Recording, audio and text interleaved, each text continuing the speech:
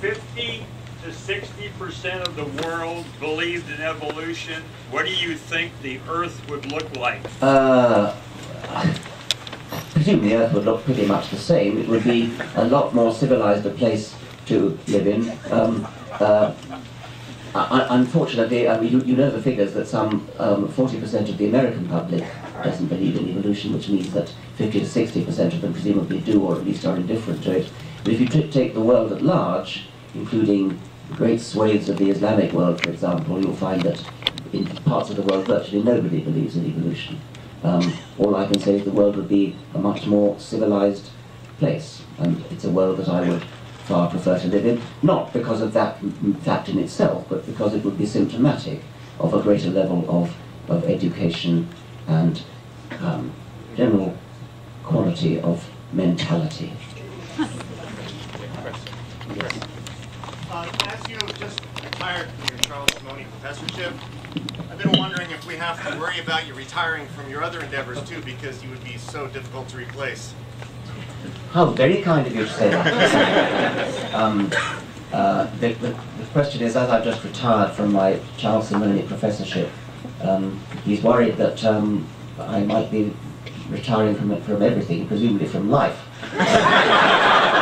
And he's kind enough to say that I'd be difficult to replace. No, I have no intention of retiring from anything but my paid employment at Oxford University. For the last 12 years as Charles Simonyi professor, I've devoted my time to writing books, doing journalism, doing broadcasts, television, and latterly running my charitable foundation, the Richard Dawkins Foundation for Reason and Science. Nothing has changed. I shall carry on doing all those activities as if nothing had happened. Nothing really has happened. Do you believe that people who believe in evolution have an evolutionary advantage? Do I believe that people who believe in evolution have an evolutionary advantage?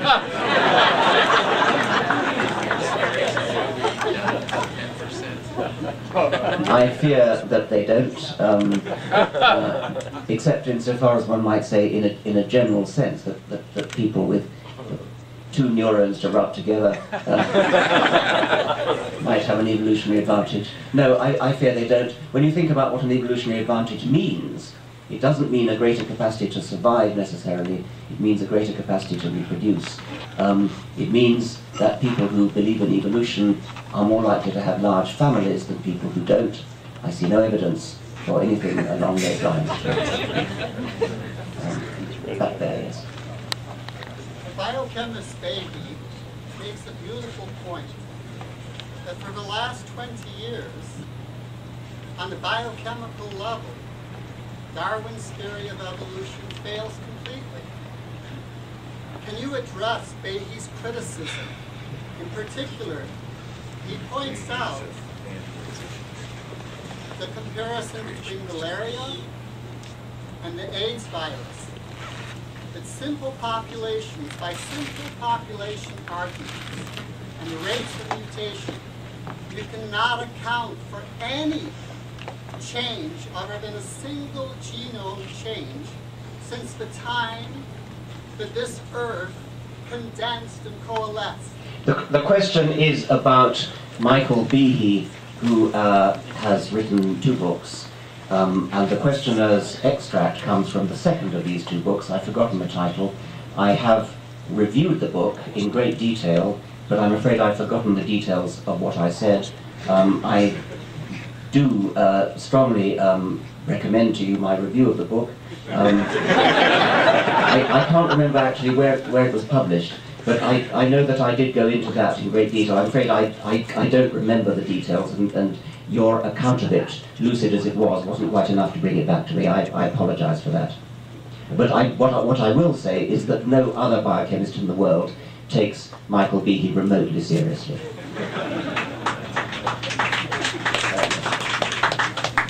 I just wanted to ask, in your books, you have an underlying theme, in almost all of them, of the transmission of new words. In your latest book, you've coined theorem.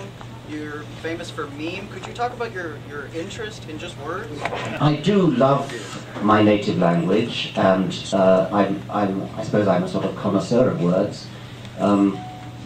New words come into existence partly by deliberate coining, partly by, I'm not sure what, by other means. I'm not particularly proud of coining theorem. It's coming for a lot of criticism, some of which I think I agree with. It was an attempt to answer the problem of people who say evolution is only a theory, and it was an attempt to clarify the distinction between two different meanings of theory. And I tried to draw an analogy in mathematics between theorems and conjectures in mathematics. I changed the spelling, theorem, to rhyme with decorum, because it seemed to be the proper decorum to apologize to mathematicians for hijacking their word in this way. And I now apologize to the extent that I think I would withdraw and don't wish to expound the word theorem. Yes.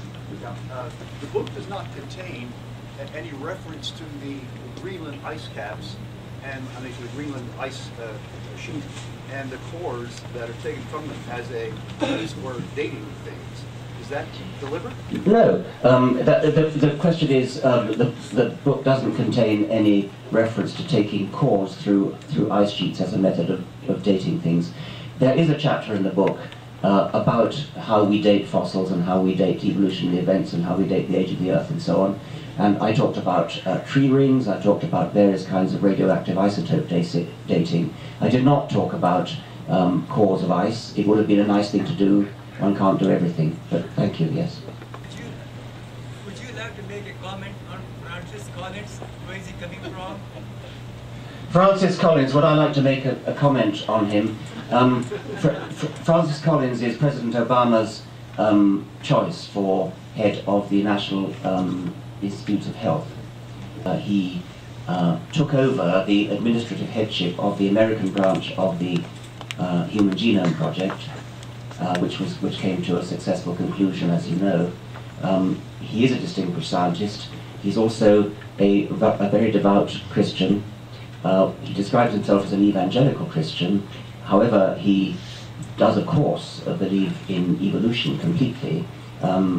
He would have the utmost contempt for Michael Behe and William Dembski and similar proponents of intelligent design, as would any educated Christian.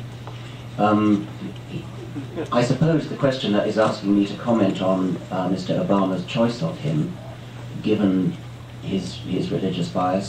I think that the right answer probably is that one would have no right to complain of it as long as it doesn't influence his decisions on important issues such as stem cell research, such as abortion, where religious bigotry really could make a difference, have an influence. And there's no evidence at all that Francis Collins is likely to let that happen. So I think, like most of President Obama's decisions, I'm happy to go along with it, at least in comparison with the preceding competition.